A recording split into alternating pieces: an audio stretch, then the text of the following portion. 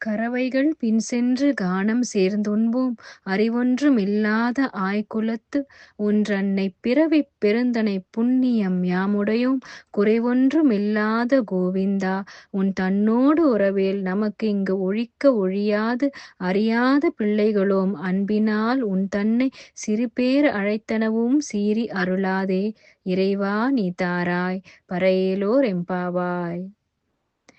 இறைவனை வணங்கினாலே அவருக்கும் நமக்கும் ஒரு பந்தம் ஏற்பட்ட உணர்வு அனைவருக்கும் வந்துவிடும்.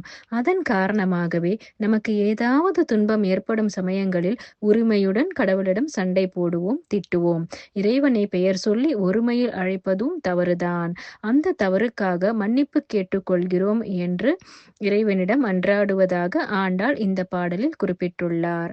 இறைவனை பற்றி எதுவும் தெரியவில்லை என்றாலும் அவரை வணங்கினால் நாம் புண்ணியம் பெற்று விடுவோம், நமக்கு வைகுண்டம் கிடைத்துவிடும் என்பதையும் ஆண்டாள் உறுதியாக சொல்கிறார். இந்த பாடலில் கோவிந்தா என்ற நாமத்தை ஆண்டாள் குறிப்பிடுகிறார். திருமாலின் நாமங்களில் மிகவும் உயர்ந்த புண்ணியத்தை தரக்கூடியது கோவிந்த நாமம். அதனாலேயே பெருமாள் கோவிலுக்கு சென்றால் கோவிந்தா என அனைவரும் கோஷமிடுகின்றனர். கோவிந்தா என்ற நாமத்தை சொன்னால் பசுதானம் செய்த பலன் நமக்கு கிடைத்துவிடும் என்பது ஐதீகம். ஸ்ரீ ஆண்டாள் திருவடிகள் சரணம்.